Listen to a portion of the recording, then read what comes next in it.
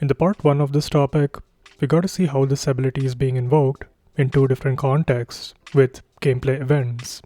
We switched on the gameplay event tags for dodge and sprint that came in through the payload event data. For this blueprint event, activate ability from event. In our base player controller class, we implemented the dash input in the movement section for this C button, where we pass the dodge tag first and after 3 seconds, the sprint tag. Now, the server needs to know the correct dodge direction that has been calculated locally for a player's local input values. We need a latent asynchronous action, quite like this one, that can make the server operate on the client's target value at a later time. So let me just copy this into my gameplay ability blink. So now, for any target location provided by the client, the intent is to have the server operate on that value. For that purpose, we can make and construct such entities called gameplay tasks or ability tasks, as in GAS, that can help extend the functionalities of gameplay abilities, making a design and development modular, asynchronous, and scalable. An ability task can only be created in C++. So let's subclass from gameplay ability task class. Provide a name for your ability task and ensure it is in the public folders ability system and a new folder, ability tasks. You may click on create class, your code will compile, and the editor will create the C++ class for you, and you can open your code base by clicking on your relevant project solution file. You can open the header file of your newly created ability task in the public directory and the C++ file in the private directory. Your ability task inherits from the ability task class, and when you visit the ability task class by going to its definition, you will notice it inherits from a more primitive gameplay task class. And if you scroll above in this class, the developers have documented about this ability task class. As we have been seeing all along, ability tasks have their own self-contained operations, however small, allowing asynchronous operations of a gameplay ability's functionalities. This is how an ability task is used. First, it's made to have a blueprint assignable delegate, that is, this blueprint execution pin. Then, it is instantiated by a simple static function that is blueprint callable. That is, technically, this blueprint node is that factory function that instantiates this task as an object and allows starting parameters to work with. And then, we simply implement an activate function that gets called when this task is instantiated and used. The Gameplay Abilities plugin comes with many useful ability tasks, one such being the apply root motion constant force. This blueprint node is nothing but a factory function, which is static and blueprint callable. It also has an event delegate to fire off the execution as an output event when this task is finished. We shall implement the activate function first, which is where our functionality will exist, and it is an overridden function, not from the ability task parent class, but the gameplay task grandparent class. Here is that virtual activate function, which is what will trigger the actual functionality of the task you will design for, and it need not even be called. It is all taken care of at the time of instantiating the task. Let's now create the factory function that shall instantiate our ability task. It shall return this ability task object pointer itself and shall be made blueprint callable.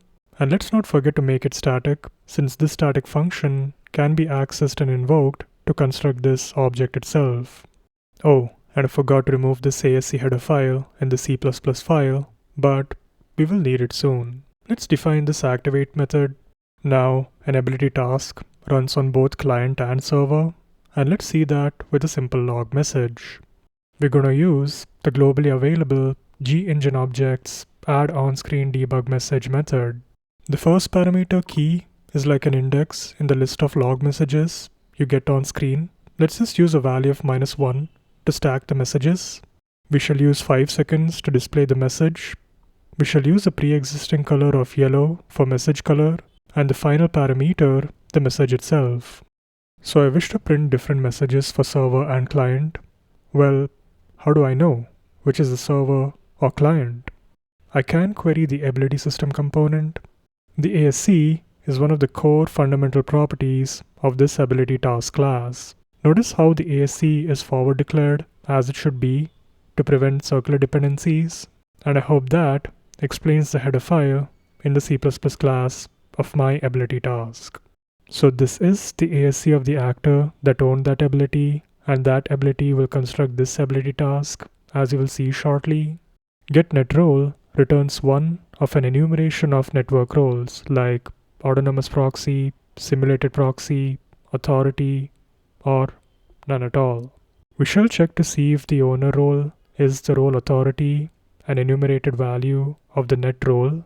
This is a simple ternary operation where, if true, I will create a text string, text being part of the Unreal Engine primitives. Server says hello. And just like that, if false, message will be client says hello. Now let's go ahead and define the factory function createTargetData. We shall obtain the object pointer of this class after its construction using this method in the AbilityTask class, new AbilityTask. As you can see, it instantiates and initializes a new gameplay task. This method requires a gameplay ability object, which is even checked for validity. So let's use this method in our definition. This is a template method. I will need to define the type of class I'll be returning as an object. So inside the template parameter, I will specify this AbilityTask class name, and I will now return this AbilityTask. Now my editor is complaining of a missing argument of this function, which is indeed the ability object as we saw. So in the header files declaration of this method, we will simply request for the same parameter, include that in the definition of this function, and simply pass in that ability object. Let's build and compile our code and run the editor. Open up the Blink ability class and search for the blueprint node createTargetData. Make sure to choose the latent task node. The other node might come about if you don't clear your binaries, intermediate, and saved folder. So you might want to build and run your editor after that and after regenerating your project files again. So this ability task node does take in the ability object parameter as you defined. This task object pointer can be assigned to a variable. You can even gracefully end the task after its completion, but we don't want to do that just yet. So let's just disconnect that execution wire, connect this node to our confirm execution flow, and play our level. Notice how the client confirms the Blink ability and has that ability task executed. Similarly, server 2 executes that task, of course, in its own machine. So as an ability executes in both server and client, the activate function is being executed in both machines after creation of this ability task. Unreal Engine takes care of calling this activate method after construction of the gameplay task. As documented, we just need to implement the activate method. We don't really have to call the method. In this section, let's start by implementing the activate method. Our intent is to check if we are locally controlled, even if we are the non-dedicated server.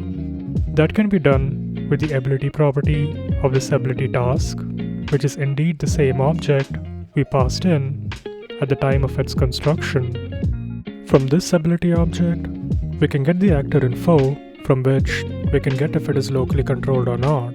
If we are locally controlled, we call this method client send target data. Else, we will call server receive target data. Now let's declare the method client send target data, which must be called when locally controlled. And so the locally controlled client sends target data to the server. And finally, we declare the method server receive target data, which must execute on the server to handle the target data received by the locally controlled client. Now in both the method definitions, let's attempt to print a log message on the screen as we did in the last section for 6 seconds, color of emerald, and bearing the unique client message. Similarly, let's print a log message for the server as well, in the color blue, a unique server message. I would like to accept a random floating number and print that in the log message using a format specifier in the text string for both the server and the client.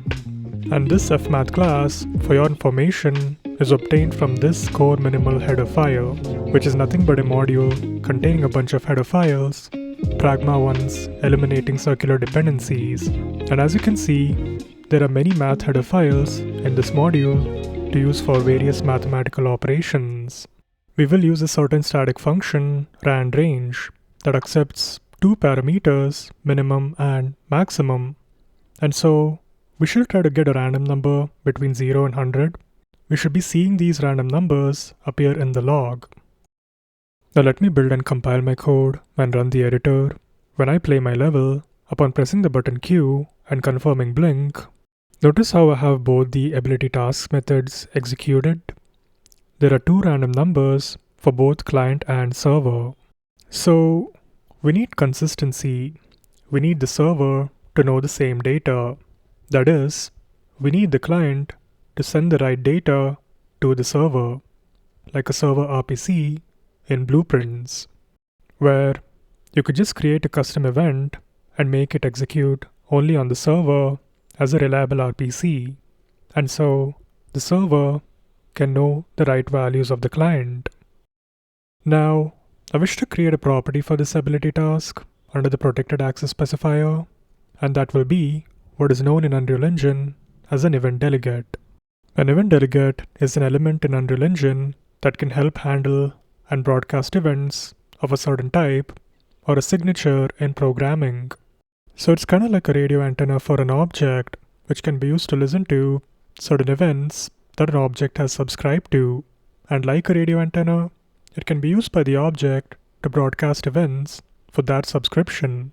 And this subscription could be bound to by many other objects and functions. What I mean by subscribing to is that we're going to have to be listening to certain events by binding a function. When the event is picked up, we're going to process it with that bound function. And we can also broadcast an event with this event delegate antenna with data of the same signature as the event handling function. In Unreal Engine, we need to declare our event delegate, and that is done using this macro, declare dynamic multicast delegate 1 param. And we must provide a name for the delegate, which I have defined as fEventDelegate. Let me go to this definition by pressing F12 in VS Code, which brings me to this header file. Unreal Engine provides many kinds of delegates for different number of parameters and functionalities, as you can see. Multicast means there can be many event delegates listening to the same event, like setting up multiple radio antennas by one or more objects, and having all of them pick up on the same event signal simultaneously. Dynamic means the ability to bind and unbind listener functions in runtime to handle the event for that delegate. So this is technically the syntax to declare a delegate. The first parameter is the name of a delegate, followed by the parameter type and parameter name for all the parameters. Yes, type and name being different parameters of this macro. So let's go ahead and declare the signature of this delegate to handle this kind of data with float and random number parameter name. So now we are ready to use this dynamic multicast single parameter delegate. Yeah, that was a wordful, but this is the type of delegate we can use. We can now use this delegate to broadcast this event, which will be done in the client send target data method. This delegate has a method that we can call, that is broadcast. Notice how my IntelliSense shows a parameter of this broadcast method. If your IntelliSense doesn't show it yet, it's totally fine. You will need to build and compile a project and regenerate project files for your code workspace. This delegate will then exist in your generated header file. This generated header file is what has been built and compiled by Unreal Engine for that editor development target. These binary and compiled files are something a human developer doesn't read and is being used by the editor in runtime, not your source files. So if you just search for your delegate, you will find it here. This is Unreal Engine boilerplate. This is Unreal way of doing things. You just need to remember the flow of operations. Once you know these steps, it's all straightforward. They all follow the same rules. So This is the same as event dispatcher in blueprints of a certain function signature, as you saw. You have to declare this delegate of that parameter first, and then define it like a variable of your class. Just as in blueprints, where you create what is known as an event dispatcher, which can use a signature from an already declared function, newer parameters can be added to the event dispatcher, and this will be the signature of this event dispatcher and its event listening handling functions. We can drag this event dispatcher onto the blueprint event graph and bind the event dispatcher with a custom event, which will take on the same signature as defined. And also, we can have this event dispatcher be called, which is actually a broadcast. So any object using this class's event dispatcher with a bound function will have that broadcast event picked up and handled. This delegate has certain methods that you can invoke. It is basically like a tiny, lightweight structure. You can even bind methods for a certain new object, as we will see later. So when your build is successful, your IntelliSense can pick up on all the things generated in your generated header file, and those results can be shown in your source code by IntelliSense. So let's just broadcast this event with the only parameter random number. Now this fires off the event execution output flow of this AbilityTask node in blueprints with that output exec pin, the random number float value. So Unreal Engine event delegates are a textbook implementation of the publisher-subscriber pattern. Since they are asynchronous in nature, they can cause race conditions, so beware of that. So now, it's time to bind this server receive target data method to this delegate. Since it needs to be bound only once, it must happen in the very initial stages at runtime, like after the construction of this AbilityTask object, or the invocation of this activate method. So for this demonstration, I will be binding this function soon after the creation of this AbilityTask. The delegate has a method addDynamic, which accepts two parameters. This is the object that will be listening, and I can access the function name from this class followed by the scope resolution operator, which shall be passed by reference. Although, notice these red squiggles. My editor complains that this keyword cannot be used inside static functions.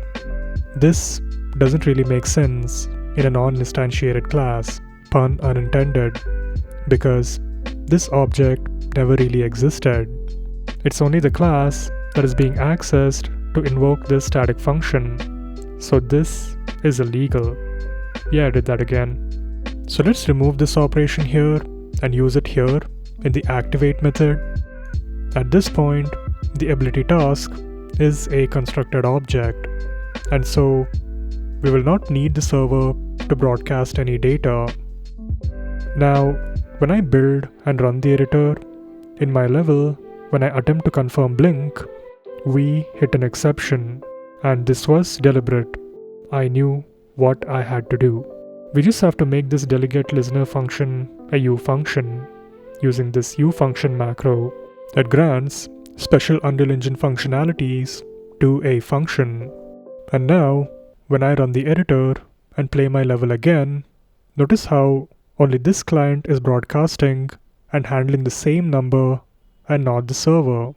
Similarly, for a locally controlled server, only this machine broadcasts and handles the method.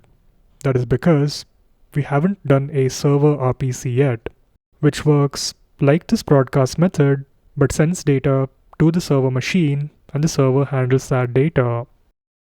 Let's start by removing the random number functionality from the client activation, and let's remove the server method as well.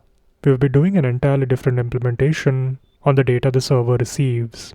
Let's clear this functionality entirely and remove the function parameter.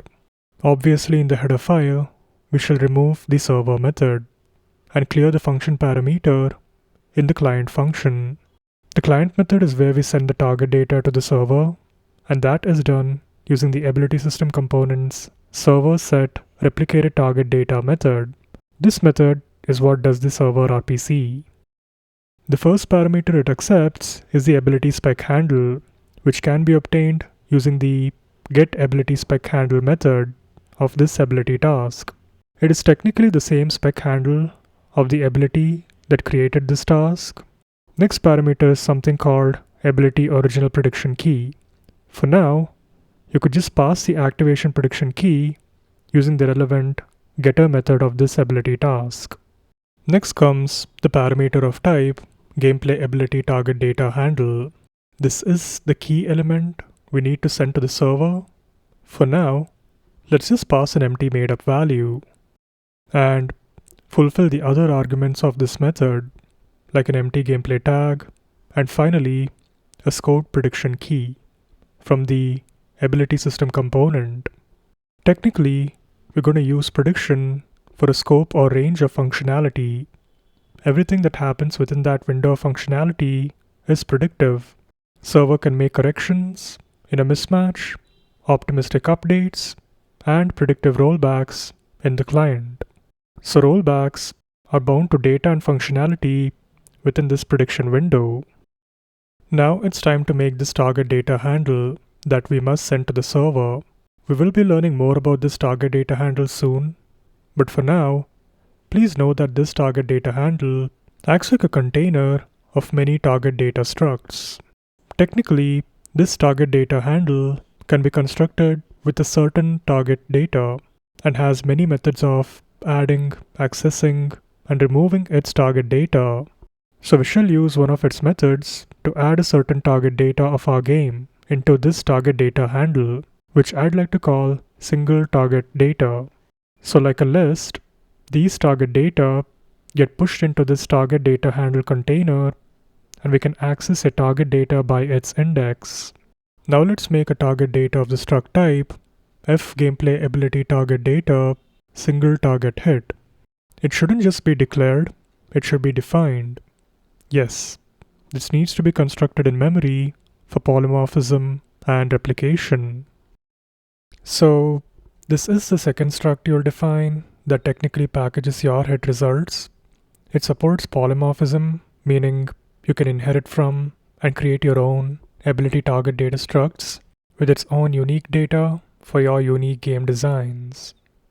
Notice how you have a property for hit result and many other methods that operate on that hit result of this target data struct. Even if it's a single target hit, it can be one of many target data in your target data handle that you will send to the server, like for example in Portal, where you could have 2 target data, one for each of the portal locations. And now it's time to package the hit result into the target data, for which we shall assign a target hit result. This target hit result can be declared above, but how do we send in a valid target location? After all, soon after the construction of this ability task, we have the activate function, which doesn't really accept any parameters. The trick is to accept input parameters in our initialization function and then set them as the values of the properties of this ability task. So let's first make a property of this ability task, target location, and accept that as an input parameter of this factory function. So now the target hit results location can be set the value of the target location property. This value is accepted as a parameter in this factory function, and after the construction of this ability task, its property is set to this incoming target location. So please remember, hit result gets packaged into target data. One or more target data gets added to the target data handle. We can create scoped prediction window at the beginning of this method. Gas takes care of all the prediction for you. This window helps server track the functionalities, operations and state of objects, and many other things. Eventually, this point in time can be used for rollbacks, optimistic updates, and corrections of any mismatch in the client to the server's truth. And now, this completes the client-side implementation. To summarize real quick, we need to accept parameters and set them as properties of this ability task. We need to use these properties to set the hit result. We can then use the hit result into the target data, which can be of many unique types for your unique game designs, and hence has to be constructed due to polymorphism, and that target data handle is sent to the server using this server set replicated target data method. The next set of steps are all that the server must do. The server must operate on this data. In this else statement, we will be using a certain event delegate, which is a property of this ability system component. So technically, we need to bind an event listener to this delegate at the server's end. That is, the ability target data set delegate. That delegate allows the server to listen to broadcasted target data handle sent by the client. So yeah, quite unlike a simple RPC you may have written in C++ or Blueprints, you will need to do this with event delegates, just like the way we did earlier in this section. For the first parameter, we need the ability spec handle, and for the second, the prediction key.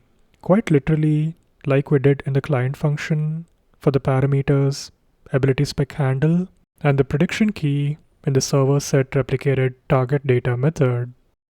This event delegate can be found declared in the same header file, gameplay ability target types. This is not a dynamic multicast delegate, so different functions cannot be bound multiple times during runtime, and uses two parameters, the target data handle and the gameplay tag. We must use the add object method since it is not a dynamic delegate to bind the function, so this function will not be bound again even if the activate method is called over and over. The first parameter it accepts is this AbilityTask object itself. The second parameter is the function of this class, obtained using the scope resolution operator and passed by reference. Declare the function in your header file, making sure it uses the same two parameters of this event delegate, target data handle, and a gameplay tag. So now, in the definition of this function, we will use a method from the ability system component, consume client replicated target data. This function is like the server counterpart of the client function. So, if the client sends data with this function, the server consumes that replicated target data using this function. It accepts just two parameters, the ability spec handle and the activation prediction key. This is quite like saying, I've already consumed the latest target data and I'm ready to accept a new one. This is all the server does. This fully concludes the server's part in receiving the target data handle. And this completes the sixth point in that short summary, where the server consumes the target data it received. And finally, we would like to broadcast this target data handle using a certain blueprint assignable event delegate in both the server and client so that you can work in the blueprints with this target data handle being sent by both the client and the server. Let me clear this existing dynamic multicast delegate and create a new delegate. You can name it what you want, like perhaps target data delegate. Although at one point of time, it helped me understand that the delegate is just declared here like a method signature, and at a later time, we will declare a delegate out of this signature. Create its signature with this output parameter, target data handle. You will need to use const if you do send it by reference for such event delegates. Declare your event delegate in the header file, and I shall replace my existing delegate that used a random float number, and this delegate remains blueprint assignable. Oh, and another thing, let's make sure we receive only one input parameter, the location. We don't want to keep passing in an ability object to eliminate redundancy. That can be done using this Unreal Macros parameter, meta, that takes in two values, the first one being hide pin to indeed hide a pin of a certain name, current ability object matching that parameter name. And secondly, default to self, meaning the self-reference blueprint node must be defaulted to a certain parameter, again matching the existing parameter name, current ability object. Now, you may build and compile your code and run the editor. Let's get the create target data latent action node. Notice how the ability object input parameter is successfully hidden. In fact, it will be defaulted to self, so that's like a shortcut that saves us from having to keep passing in the ability object pointer node. Now, you can use this target data handle to work with your hit result. But for this tutorial, I wish to show you a way to get the hit result from this target data handle in C++.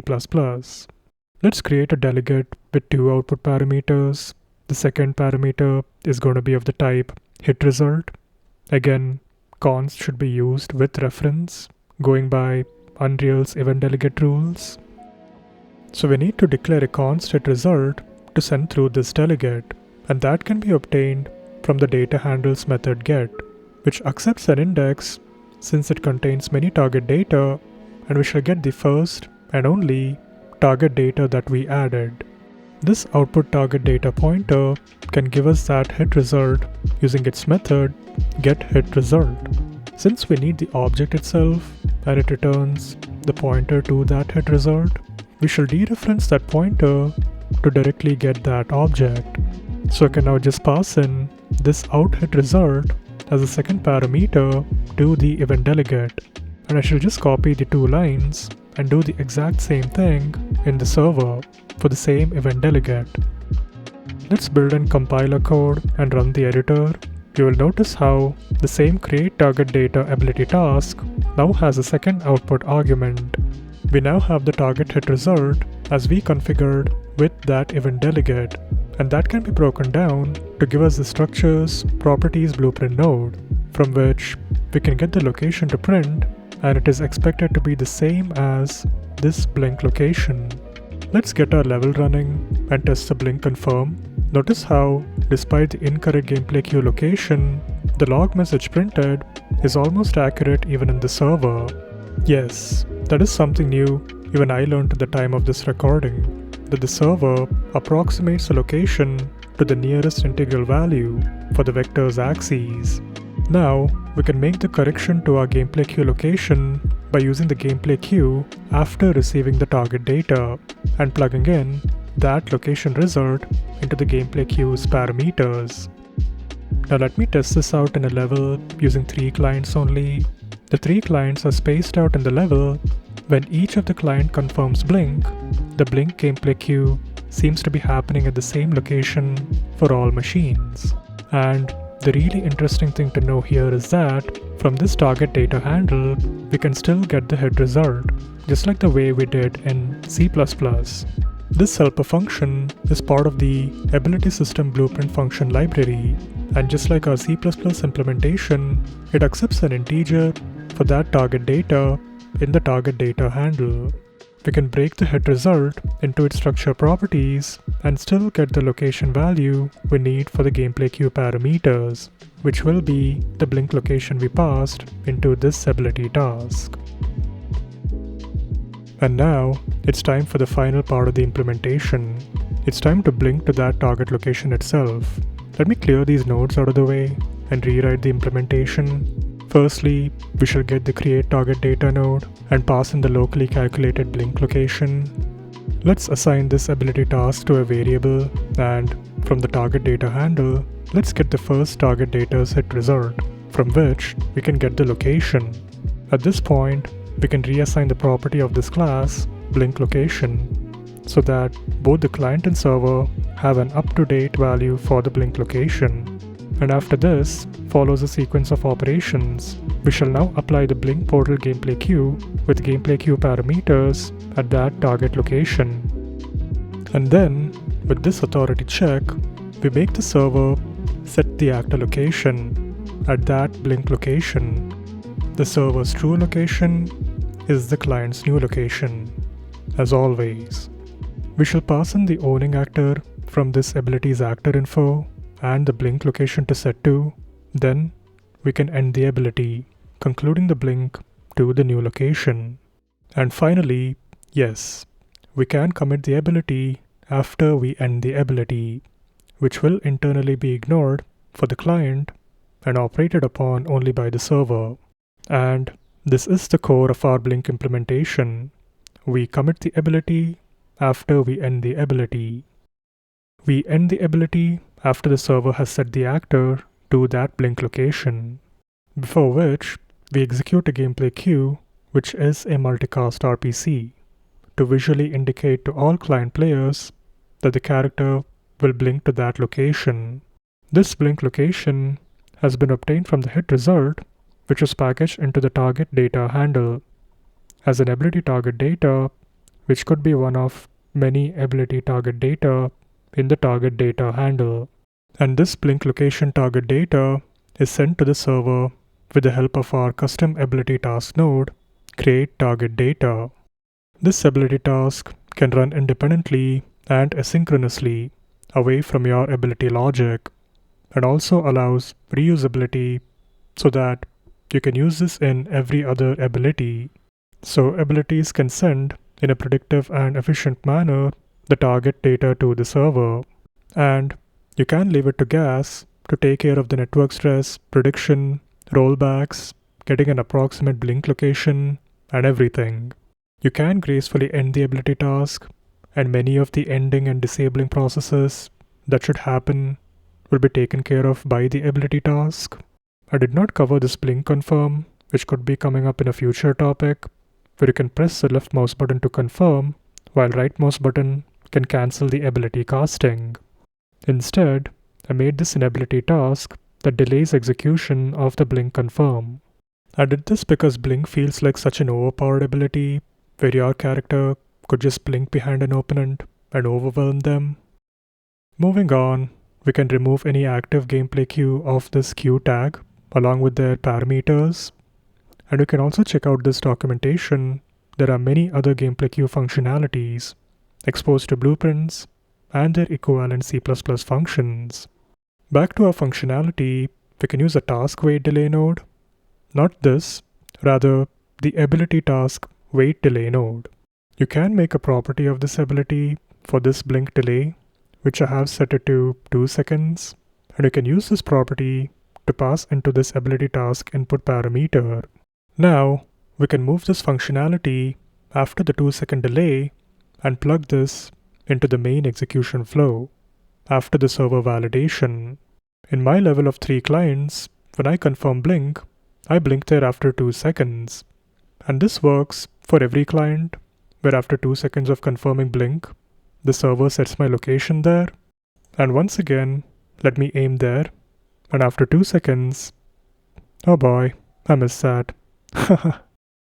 So you can prototype many ideas with the gameplay ability system pretty easily.